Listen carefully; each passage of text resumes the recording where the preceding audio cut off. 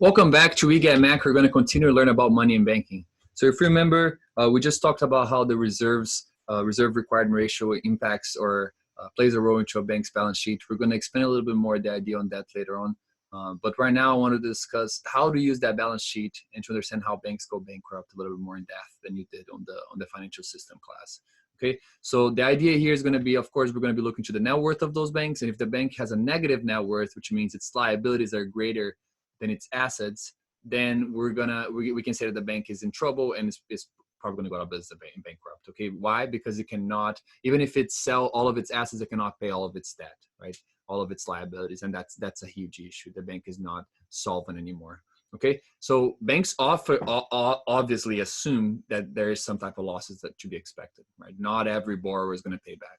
The problem is when those losses are greater than the ones that they predicted, right? Imagine, for example, if Bank of America, all the loans that it gives out start to go bad. Right? In other words, a large majority of their borrowers start defaulting on those loans. Right? Well, what would that mean for that bank? Well, that would definitely impact the perception of those buyers of loans, right, in the secondary market, about the value of those loans. And as we know, the value of loans today is how it's going to be priced in the balance sheet, right? That's how we're going to evaluate total value of loans for a bank. So if we're looking to the net worth here, right, this is going to be assets minus liabilities, right? And imagine the situation that losses are larger than expected. Then now there's a perception that, hey, that bank is not doing its job very well, right? Maybe the demand for this bank's loans in the secondary market, it starts to go down. If it starts to go down, the value of those loans that the bank started is going to go down as well, right? This comes from a simple demand and supply graph, right? If you're looking here into the price of the loan and the quantity of those secondary loans being in the market, right? We have a supply and a demand. If the demand goes down, we observe now that drop not only in the quantity but also in the price, right? So this is kind of what we're getting here. Okay, we're seeing that drop in price there.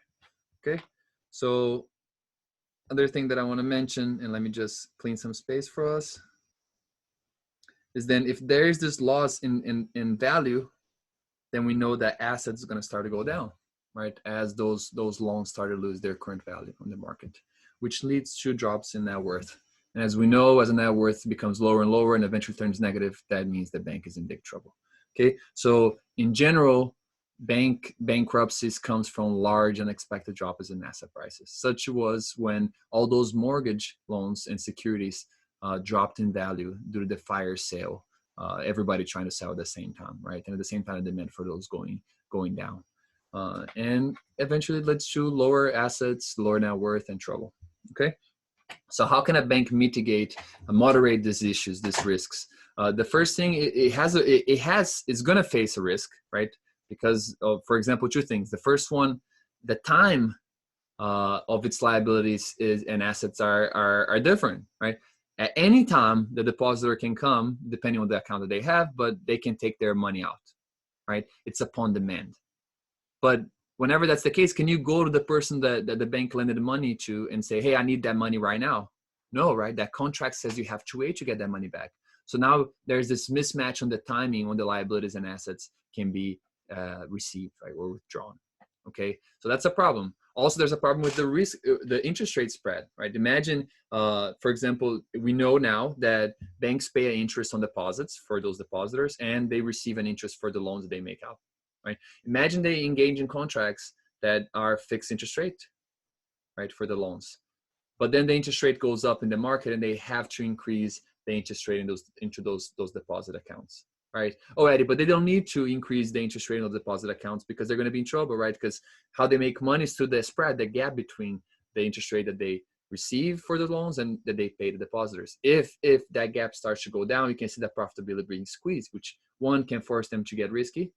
Two, they're going to have to increase those deposit interest rates because otherwise people would flow to other banks that have better rates, right? And that would cause the problem of bank run for that bank, right? They wouldn't have enough deposits to be able to fulfill its responsibilities with its depositors. Right? So this can cause a lot of issues.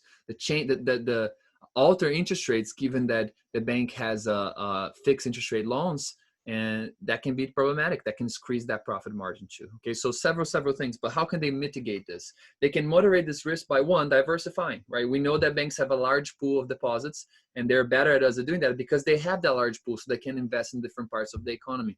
They can buy bonds from different from firms of different industries, so that if one industry crashes, they still benefiting from the bonds that they bought from other industries. They can buy bonds from government. They can invest. They can give out loans to different industries as well. That way, they're a little bit more.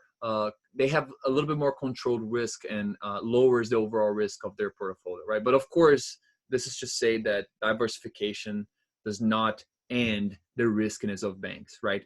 If a widespread recession, if a recession that hits all across all sectors of the economy hits us, then there's really no way out of it, right?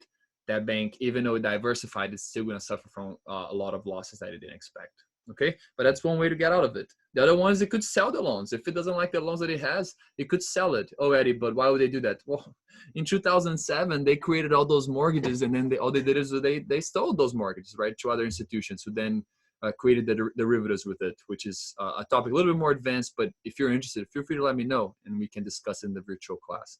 Okay. But the conclusion is banks can control losses only to a certain point, right? If they're engaging in fractional reserve banking, then there's nothing really we can do. And if you remember, the fractional reserve banking is that idea that there's deposits coming in, and you have to keep a certain level of those deposits as reserves because you're required, right? You can choose to keep more if you want, but you're lending the last of that money out. Okay, so you're not keeping all those deposits with you. Now, right now, please stop and watch this video of the money multiplier, and how the banks help in the creation of money in the economy, as it's extremely helpful in understanding the role of banks in our economy through the creation of money. So I will come back with the next video by sharing that idea with you guys.